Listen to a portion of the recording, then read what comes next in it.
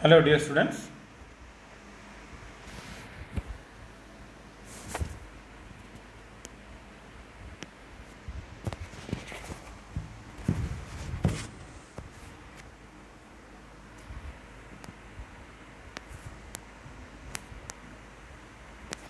Okay. ഇനി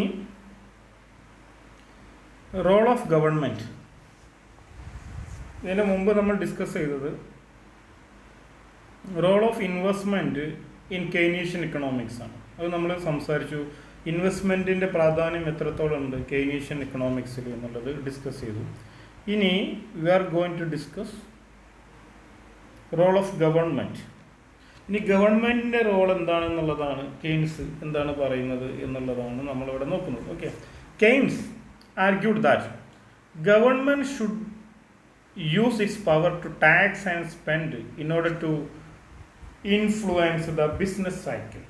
okay, അപ്പോൾ ഇതുവരെ നമ്മൾ ക്ലാസിക്കൽ എക്കണോമിക്സ് ഐഡിയാസ് എന്ന് പറയുന്നത് അത് ലെറ്റ് ഇൻഡിവിജ്വൽസ് അലോൺ എന്നുള്ള ഒരു കോൺസെപ്റ്റിന് അടിസ്ഥാനമാകുന്നു. എന്ന് പറഞ്ഞാൽ പ്രൈവറ്റ് ഇൻഡിവിജ്വലിനെ അവർക്ക് അവരുടേതായ ഫ്രീഡം കൊടുക്കുക, സർക്കാരിന് എന്താണ് പ്രൊട്ടക്ഷൻ, അതുപോലെ തന്നെ ലോ ആൻഡ് ഓർഡർ, ഇങ്ങനെ കുറേ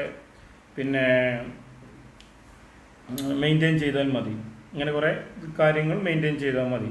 പക്ഷേ actual role of government not explained in classical economic thought. But Keynes he actually supported role of government in economic activities. Okay, അപ്പോൾ എക്കണോമിക് ആക്ടിവിറ്റീസിൽ ഗവൺമെൻറ്റിൻ്റെ റോള് വളരെ ഇമ്പോർട്ടൻ്റ് ആണ് എന്ന് വിശ്വസിച്ച ഒരാളാണ് കെയ്ൻസ്. ഓക്കെ, അപ്പോൾ കെയ്ൻസ് പറയുന്നത് ഗവൺമെൻറ് വേണം. എന്തിനു വേണ്ടി? ടാക്സ് കളക്ട് ചെയ്യാൻ, അതുപോലെ തന്നെ എക്സ്പെൻഡിച്ചർ, എക്കോണമിയിൽ എക്സ്പെൻഡിച്ചർ കൊണ്ടുവരാണ്. അത് എന്തിനു വേണ്ടി? To influence the business cycle. നമുക്കറിയാം എക്കോണമി വ്യത്യസ്ത സ്റ്റേജിലൂടെയാണ് കടന്നു പോവുക. ചില സമയത്ത് ബൂമായിരിക്കും, ചില സമയത്ത് ഡിപ്രഷൻ ആയിരിക്കും. ഇപ്പോൾ ആക്ച്വലി കറണ്ട് സിറ്റുവേഷൻ എന്താണ്? ക്രൈസിസ് ആണ് അല്ലേ? കോവിഡ് ഇൻഡ്യൂസ്ഡ് എക്കണോമിക് ക്രൈസിസ് ആണ് നമുക്കുള്ളത്. പക്ഷെ അവിടെ സർക്കാരിൻ്റെ റോള് വളരെ ഇമ്പോർട്ടൻ്റ് ആണ്. ഓക്കെ, അപ്പോൾ ഗവൺമെൻറ് സ്പെൻഡിങ് വളരെ ഇമ്പോർട്ടൻ്റ്. അപ്പോൾ government spending was A direct injection of public investment in the income stream. Government expenditure ഉണ്ടല്ലോ, അതൊരു ഡയറക്റ്റ് ഇൻജെക്ഷൻ ആണ്. Direct injection in the income stream. അത് സർക്കാരിൻ്റെ ഭാഗത്തു നിന്നുള്ള ഒരു ഗവൺമെൻറ് സ്പെൻഡിങ് എന്ന് പറയുന്നത് അത് ജനങ്ങളുടെ ഇൻകം സ്ട്രീമിന് ഒരു ഡയറക്റ്റ് ഇൻജെക്ഷനാണ്. Government spending could be financed by taxation, by selling bonds to the RBI or in some other manner. അപ്പോൾ സർക്കാർ എന്ത് ചെയ്യണം?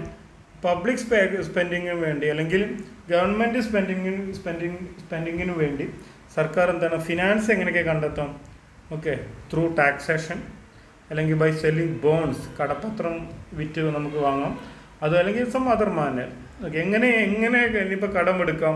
പല options are there for as far as government is concern for getting money. Okay, അപ്പോൾ അത് എന്തെടുത്താലും വേണ്ടിയില്ല, government has to spend. Okay, whenever it is necessary. അത് നിർബന്ധമാണ്. അത് വേണമെന്ന് വിശ്വസിക്കുന്ന ആളാണ് ആര്? John Keynes. The income and employment generative effects of these alternatives must be assessed and action might be then taken to achieve economic stability. അപ്പോൾ ഈ government policy അല്ലെങ്കിൽ ഫിസ്ക്കൽ പോളിസി അല്ലെങ്കിൽ ഗവൺമെൻറ് സ്പെൻഡിങ്, ഗവൺമെൻറ് റോള് എത്രത്തോളം ഉണ്ട്, അതുപോലെ എത്രത്തോളം economic stability വരുത്തും എന്നുള്ളത് we should have to discuss. അതിനാണ് there is one important branch of macro economics, that is role of government അല്ലെങ്കിൽ ഫിസ്ക്കൽ പോളിസി എന്നുള്ളൊരു പ്രധാനപ്പെട്ട ഏരിയ തന്നെ എക്കണോമിക്സ് ഡെവലപ്പ് ചെയ്തിട്ടുണ്ട്. ഓക്കെ, അപ്പം we are actually talking on fiscal policy. Okay, അപ്പോൾ government അപ്പോൾ എന്താണ് ഫിസ്ക്കൽ പോളിസി എന്ന് പറഞ്ഞാൽ, fiscal policy is a policy of government which discuss taxation, ഡെപ്റ്റ് മാനേജ്മെൻറ്റ് ആൻഡ് ഗവൺമെൻറ് എക്സ്പെൻഡിച്ചർ. ഈ 3 പ്രധാനപ്പെട്ട കാര്യമാണ് ഫിസ്ക്കൽ പോളിസിയിൽ ഡിസ്കസ് ചെയ്യുന്നത്. Okay, actually we are going to discuss fiscal policy. നിങ്ങൾ റോൾ ഓഫ് ഗവൺമെൻറ് എന്നൊരു ടൈറ്റിൽ നിങ്ങൾക്ക് പഠിക്കാനില്ല. നിങ്ങൾക്ക് പഠിക്കാനുള്ള title what is fiscal policy എന്നാണ്. അപ്പോൾ ഫിസ്ക്കൽ പോളിസി എന്ന് പറയുന്നത് എപ്പോഴും ഗവൺമെൻറ്റിൻ്റെ ഒരു ഇടപെടൽ, സർക്കാരിൻ്റെ ഒരു ഇടപെടൽ ഇതിൽ വരുമ്പോഴാണ് ഫിസ്ക്കൽ പോളിസി എന്നുള്ള കോൺസെപ്റ്റ് അതിൻ്റെ റെലവൻസ് വരുന്നത്. അപ്പോൾ ഫിസ്ക്കൽ പോളിസി എന്ന് പറഞ്ഞാൽ സർക്കാർ എക്കണോമിക് ആക്ടിവിറ്റീസിൽ എൻഗേജ് ചെയ്യാം, അത് തന്നെ ഫിസ്ക്കൽ പോളിസി. എങ്ങനെയൊക്കെ? By changing tax structure, by changing public expenditure, by changing ഡെപ്റ്റ് മാനേജ്മെൻറ്റ്. അപ്പോൾ these are 3 important tools for fiscal policy. Now the question നിങ്ങളോട് ഇങ്ങനെ ചോദിക്കുക, വാട്ട് ഈസ് ഫിസ്ക്കൽ പോളിസി എന്ന് ചോദിക്കും. എങ്ങനെ നിങ്ങൾ ആൻസർ ചെയ്യും? Fiscal policy is a policy of government which deals taxation, public expenditure അല്ലെങ്കിൽ പബ്ലിക് സ്പെൻഡിങ് ആൻഡ് ഡെപ്റ്റ് മാനേജ്മെൻറ്റ്. ഓക്കെ, അപ്പോൾ ഇതെന്തിന്? For what purpose? എന്തിനാണ്?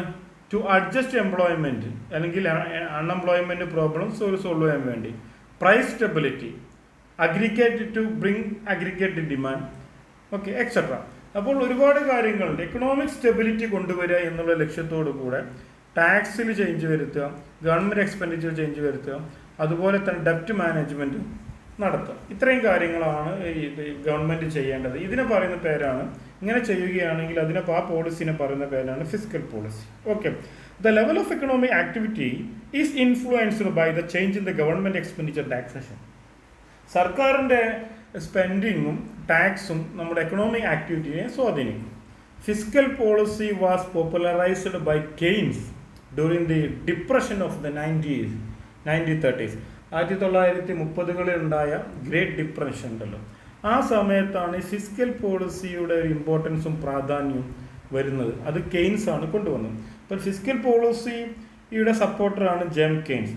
ക്ലാസിക്കൽസ് ഒരിക്കലും ഫിസ്ക്കൽ പോളിസിയുടെ സപ്പോർട്ടറല്ല, അവർ ഗവൺമെൻറ്റിൻ്റെ ഇൻ്റർഫിയർ വേണ്ട എന്ന് വിശ്വസിക്കുന്ന ആളാണ്. ഫിസ്ക്കൽ പോളിസിയുടെ സപ്പോർട്ടർ എന്ന് പറയുന്നത് ജെയിം കെയ്ൻസ് ആണ്. അപ്പോൾ ഫിസ്ക്കൽ പോളിസി എന്ന് പറയുന്നത് അതിൽ വരുന്ന ഇൻസ്ട്രുമെൻറ്റ്സ് എന്ന് പറയുന്നത് പബ്ലിക് എക്സ്പെൻഡിച്ചർ, ടാക്സേഷൻ, അതുപോലെ ഡെപ്റ്റ് മാനേജ്മെൻറ്റ്. ഓക്കെ, അപ്പോൾ ഈ ഗ്രേറ്റ് ഫിനാൻഷ്യൽ ഡിപ്രഷൻ അല്ലെങ്കിൽ ഗ്രേറ്റ് ഡിപ്രഷൻ 1930 ഗ്രേറ്റ് ഡിപ്രഷൻ തൊട്ടാണ് ഫിസ്ക്കൽ പോളിസി പോപ്പുലറൈസ്ഡ് ചെയ്യാൻ തുടങ്ങിയത്. അത് കെയ്ൻസ് ആണ് അതിൻ്റെ പ്രധാനപ്പെട്ട ഒരു എക്കണോമിസ്റ്റ്. ഇനി now the question, what are the objectives of fiscal policy? First, full employment. Okay, fiscal policy are the following objective. First, full employment. അപ്പോൾ ഏറ്റവും പ്രധാനപ്പെട്ട ഒരു ഒബ്ജക്റ്റീവ് ഓഫ് ഫിസ്ക്കൽ പോളിസി എന്ന് പറയുന്നത് എക്കണോമിയിൽ ഫുൾ എംപ്ലോയ്മെൻറ്റ് എന്നുള്ള, അല്ലെങ്കിൽ അൺഎംപ്ലോയ്മെൻറ്റ് കുറയ്ക്കുക. എന്താണ്? ബ്രിങ് ദ ഫുൾ എംപ്ലോയ്മെൻറ്റ് അല്ലെങ്കിൽ റിഡ്യൂസ് അൺഎംപ്ലോയ്മെൻറ്റ് ഇഷ്യൂസ്. അതുതന്നെയാണ്. അപ്പോൾ level of employment can be increased by increasing investment, especially public expenditure. Okay, അപ്പോൾ പബ്ലിക് എക്സ്പെൻഡിച്ചർ ഇൻക്രീസ് ചെയ്താൽ പ്രൊപ്പൻസിറ്റി ടു കൺസ്യൂം കൂടും, ഓട്ടോമാറ്റിക്കായിട്ട് ഉൽപ്പാദനം, ഇൻകം വർദ്ധിക്കും, പിന്നെ ഇൻവെസ്റ്റ്മെൻറ്റ് വർദ്ധിക്കും, ഇൻകം വർദ്ധിക്കും. അങ്ങനെ ഒരു മൾട്ടിപ്ലർ ഇഫക്റ്റ് ഇക്കോണമിയിൽ ഉണ്ടാകും. ഇപ്പോൾ എംപ്ലോയ്മെൻറ്റ് ഫുൾ എംപ്ലോയ്മെൻറ്റ് അല്ലെങ്കിൽ നിയർ ഫുൾ എംപ്ലോയ്മെൻറ്റ് എന്നുള്ള ഒരു സിറ്റുവേഷൻ വരാൻ സാധിക്കും. അപ്പോൾ ഫുൾ എംപ്ലോയ്മെൻ്റ് ആണ് ഫസ്റ്റ് പ്രധാനപ്പെട്ട objective. Second, optimum allocation of resources. Fiscal policy aims at the diversion of existing resources from unproductive to productive and socially desirable use. അപ്പോൾ ഈ റിസോഴ്സസ് ഒപ്റ്റിമം യൂട്ടിലൈസ് ചെയ്യാൻ വേണ്ടി ഫിസ്ക്കൽ പോളിസി ഉപയോഗിക്കാൻ പറ്റും. എന്ന് പറഞ്ഞാൽ diversion of existing resources from unproductive to productive and socially desirable uses. അപ്പോൾ നിലവിലുള്ള റിസോഴ്സസ്, അൺപ്രൊഡക്റ്റീവായിട്ടുള്ള റിസോഴ്സസ് അത് പ്രൊഡക്റ്റീവായിട്ട് ഉപയോഗിക്കുക, അതുപോലെ തന്നെ സോഷ്യലി ഡിസൈറബിൾ യൂസസ് അതിനെ കൊണ്ടുവരും. അപ്പോൾ that is called optimum allocation resource. Okay, അപ്പോൾ ഈ അണ്ടർ യൂട്ടിലൈസ്ഡ് അല്ലെങ്കിൽ അൺപ്രൊഡക്റ്റീവായിട്ട് ഉപയോഗിക്കുന്ന വസ്തുക്കളൊക്കെ പ്രൊഡക്റ്റീവായിട്ട് ഉപയോഗിക്കുക എന്നുള്ളൊരു ലക്ഷ്യം കൂടെ എന്തിനുണ്ട്? ഫിസ്ക്കൽ പോളിസിക്കുണ്ട്. ഇതിന് മറ്റൊരു പേരാണ് optimum allocation of resources. Okay, പിന്നെ equitable distribution of income and wealth. Another important aim of fiscal policy is to reduce inequality. The reduction in the inequality of distribution of income and wealth. അപ്പോൾ inequality എങ്ങനെ നമുക്ക് reduce ചെയ്യാൻ പറ്റും? എന്താണ്? This could be attain by transferring wealth from rich to poor. പാവങ്ങളിൽ rich ആളുകളിൽ നിന്നും wealth പാവപ്പെട്ടവർക്ക് ട്രാൻസ്ഫർ ചെയ്യാം. ഹൗ? ഗവൺമെൻറ് എങ്ങനെ ചെയ്യാം? By imposing tax. ടാക്സ് ആർക്ക് ഇമ്പോസ് ചെയ്യാം? ടാക്സ്, ഇൻകം ടാക്സ് ഇൻകം ഉള്ള ആൾക്കാർക്ക് കൊടുക്കേണ്ടി ഉള്ളൂ. അപ്പം rich people will give more taxes to the government. ആ ടാക്സ് എന്ത് ചെയ്യുന്നു ഗവൺമെൻറ്? പല സോഷ്യൽ സെക്യൂരിറ്റി സ്കീമായിട്ടും അതുപോലെ തന്നെ പല ഐറ്റംസ് ആയിട്ടും through the ration shops and some other പിന്നെ ഇൻസ്റ്റിറ്റ്യൂഷൻസിലൂടെ എന്ത് ചെയ്യുന്നു? ഗവൺമെൻറ് പാവങ്ങൾക്ക് കൊടുക്കുന്നു. That is equitable distribution of income and wealth. അപ്പോൾ ഇനീക്വാളിറ്റി റെഡ്യൂസ് ചെയ്യുക എന്നുള്ള ലക്ഷ്യം കൂടെ എന്തിനുണ്ട്? ഫിസ്ക്കൽ പോളിസിക്കുണ്ട്. പിന്നെ economic growth. Promotion of economic growth is another objective of fiscal policy.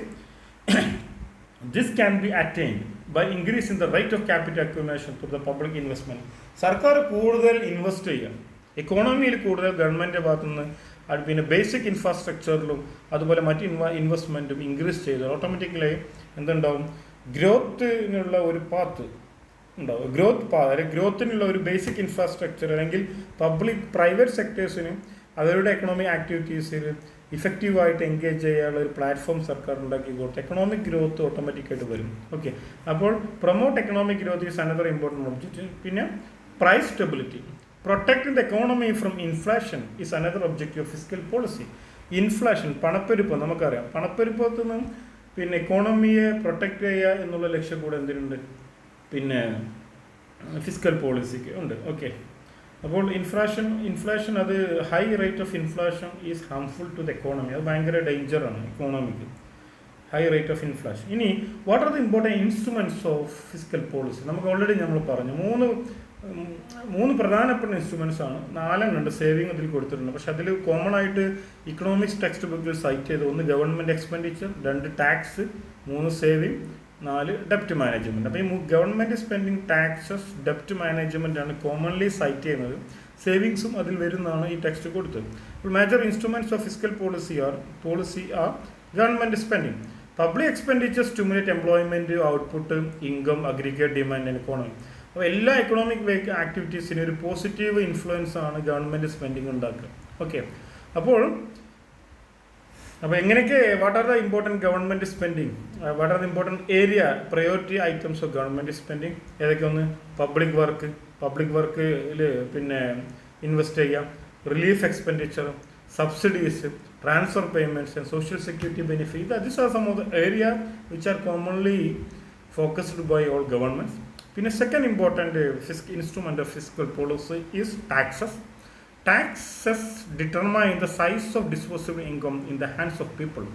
അപ്പോൾ ടാക്സ് ആണ് ആക്ച്വലി ഡിസ്പോസിബിൾ ഇൻകം തീരുമാനിക്കുന്ന ടാക്സ് ആണ്. A change in the tax structure will influence the level of aggregate demand and employment. അപ്പോൾ tax സ്ട്രക്ചറിൽ മാറ്റം വന്നാലും അതെന്തുണ്ടാവും? Aggregate demand, aggregate സപ്ലൈയിലും aggregate ഡിമാൻഡിലും എംപ്ലോയ്മെൻറ്റിലും മാറ്റം സംഭവിക്കും. ഓക്കെ, ടാക്സ് കൂടിയാൽ ഇൻകം കുറയും, പിന്നെ ഇപ്പോൾ ഡിസ്പോസിബിൾ ഇൻകം കുറയും, കൺസംഷൻ പിന്നെ. അപ്പോൾ ടാക്സ് കുറച്ചാൽ ഡിസ്പോസിബിൾ ഇൻകം കൂടും, കൺസംഷൻ കൂടും, ഡിമാൻഡ് കൂടും, എക്സെട്ര. അപ്പോൾ there is a proper association between tax and demand and employment, etcetera. പിന്നെ saving determine the level of private spending in the economy. അപ്പോൾ നമ്മുടെ എക്കോണമിയിലെ സേവിങ് ആണ് ലെവൽ ഓഫ് പ്രൈവറ്റ് സ്പെൻഡിങ് തീരുമാനിക്കുന്നത്. The government adopts compulsory saving schemes to the counteract inflation. അപ്പോൾ ഇൻഫ്ലേഷനെ പിന്നെ defend ചെയ്യാൻ വേണ്ടി ഒരു കമ്പൽസറി സേവിങ് എപ്പോഴും സർക്കാർ പ്രൊമോട്ട് ചെയ്യുന്നതാണ്. അത് അങ്ങനെ ചെയ്യുകയാണെങ്കിൽ അത് that will be the part of fiscal policy. എന്നിരുന്നാലും ഗവൺമെൻറ് എക്സ്പെൻഡിച്ചർ, ടാക്സ്, ഡെപ്റ്റ് മാനേജ്മെൻറ്റ്, ഇത് മൂന്നുമാണ് പ്രധാനപ്പെട്ട ഫിസ്ക്കൽ പോളിസി ഇൻസ്ട്രുമെൻറ്റ്സ്. ഓക്കെ, പിന്നെ what about ഡെപ്റ്റ് management? ഡെപ്റ്റ് management is also A tool of fiscal policy. When the government spend is more than it collect in taxes, it has to borrow money in order to finance its deficit. അപ്പോൾ ഗവൺമെൻറ്റിന് ഓവറായിട്ട് ചിലവുകൾ വന്നാൽ നിലവിലുള്ള tax കളക്ഷനും മറ്റ് revenue സോഴ്സും തികയാതെ വരും. ഓക്കെ, അപ്പോൾ എന്ത് ചെയ്യും? സർക്കാർ എന്ത് ചെയ്യുന്നു? കടമെടുക്കുന്നു. ഓക്കെ, അപ്പോൾ പബ്ലിക് ഡെപ്റ്റ് may be managed in such a way as to influence supply of money in the economy. അപ്പോൾ സപ്ലൈ ഓഫ് മണി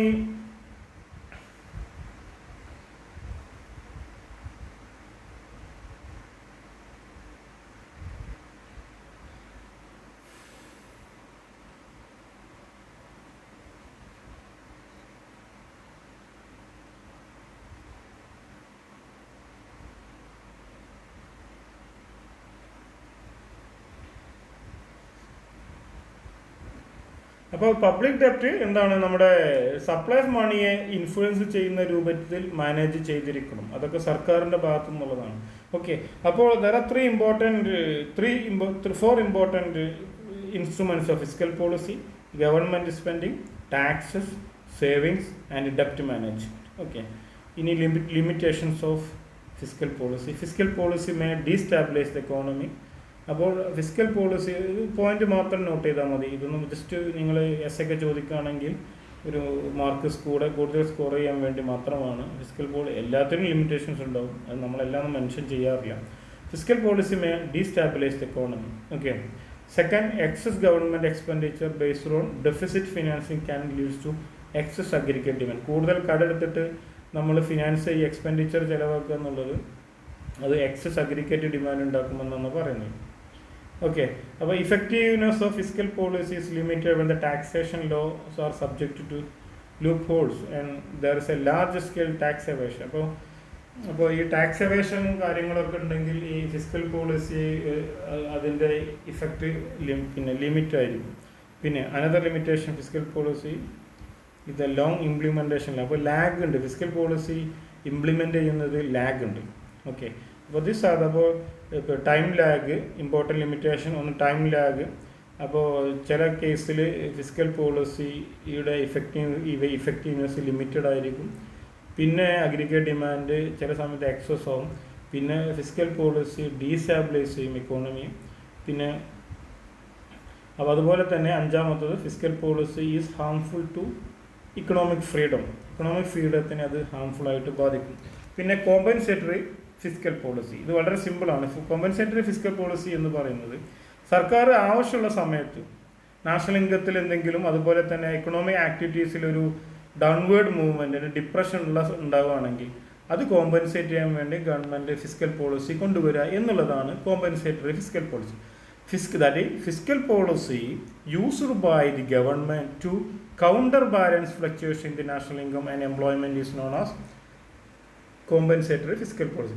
സർക്കാർ ഫിസ്ക്കൽ പോളിസി കൊണ്ടുവരികയാണ് എന്തിനു വേണ്ടി? കൗണ്ടർ ബാലൻസ് ചെയ്യാൻ വേണ്ടി. ഫ്ലക്ച്വേഷൻ നാഷണൽ ഇൻകം ആൻഡ് എംപ്ലോയ്മെൻറ്റും ഇൻകത്തിലെ ഫ്ലക്ച്വേഷൻ അത് കൗണ്ടർ ബാലൻസ് ചെയ്യണം, അല്ലെങ്കിൽ ബാലൻസ് ചെയ്യാൻ വേണ്ടി ഗവൺമെൻറ് ഫിസ്ക്കൽ പോളിസി കൊണ്ടുവരികയാണെങ്കിൽ അതിനെ പറയുന്ന പേരാണ് കോമ്പൻസേറ്ററി ഫിസ്ക്കൽ പോളിസി. അപ്പോൾ it is a counter balance, it is a policy of government to counter balance fluctuation in national income and employment. അതാണ് കോമ്പൻസേറ്ററി ഫിസ്ക്കൽ പോളിസി എന്ന് പറയും. അപ്പോൾ ഈ compensatory fiscal policy combine deficit and surplus financing in an attempt to achieve high level of employment by maintain high level of national income. അപ്പോൾ ഇതിൻ്റെ ലക്ഷ്യം പിന്നെ high level of employment, national income, price stability, ഇങ്ങനെ പലതുമാണ്. അത് രണ്ട് രൂപത്തിലൊന്ന് fiscal policy നമ്മൾക്കൊന്ന് deficit financing ഉണ്ട്, അതുപോലെ തന്നെ സർപ്ലസ് ഫിനാൻസിങ്. ഡെഫിസിറ്റ് ഫിനാൻസ് എന്ന് പറഞ്ഞാൽ നമുക്ക് എക്സ്പെൻഡിച്ചർ വരുമാനത്തൊക്കെ കൂടുതലായിരിക്കും, മറ്റത് വരുമാനത്തിനേക്കാൾ താഴെയായിരിക്കും എക്സ്പെൻഡിച്ചർ. ഓക്കെ, ആ രണ്ട് രൂപത്തിൽ ചെയ്യും. വരുമാനത്തേക്കാൾ കൂടുതലാണെങ്കിൽ നമ്മൾ കട എടുത്തിട്ട് ചെയ്യേണ്ടി വരും. അപ്പോൾ this is about the compensatory fiscal policy. ഇനി വാട്ട് ആർ ദ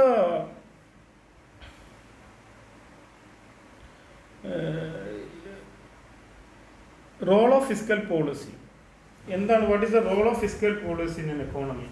ഇതൊരു റിപ്പീറ്റേഷൻ പോലെ തന്നെയാണ് ടെക്സ്റ്റിൽ പറയുന്നത്. അത് ഫിസ്ക്കൽ പോളിസിയുടെ റോൾ എന്താണ്? What are the stabilising role of fiscal policy എന്നുള്ളതാണ് പറയുന്നത്. ഫസ്റ്റ്, ഫുൾ എംപ്ലോയ്മെൻറ്റ്, എക്കണോമിയിൽ ഫുൾ എംപ്ലോയ്മെൻറ്റ് കൊണ്ടുവരിക. രണ്ട്, പ്രൈസ് സ്റ്റെബിലിറ്റി, ഇത് ഡിസ്കസ് ചെയ്തതാണ്, ജസ്റ്റ് ഒന്ന് ഷോർട്ടാക്കി പറയാം. അപ്പോൾ ഫുൾ എംപ്ലോയ്മെൻറ്റ് കൊണ്ടുവരിക. രണ്ട്, പ്രൈസ് സ്റ്റെബിലിറ്റി, ഇൻഫ്ലേഷൻ തടയുക. എക്കണോമിക് ഗ്രോത്ത് മെയിൻറ്റെയിൻ ചെയ്യുക, അല്ലെങ്കിൽ ഹൈ എക്കണോമിക് ഗ്രോത്ത് കൊണ്ടുവരിക. പിന്നെ balance of payment BOP equilibrium. Okay, international ട്രേഡുമായിട്ടുള്ള എക്സ്പോർട്ട് ഇമ്പോർട്ടിൽ ബാലൻസ് കൊണ്ടുവരിക. അപ്പോൾ these are the important stabilization policies of fiscal policy. What are the important stabilization activities, stabilization measures of fiscal policy എന്ന് ചോദിച്ചാൽ full employment, price stability, economic growth and balance of payment equilibrium.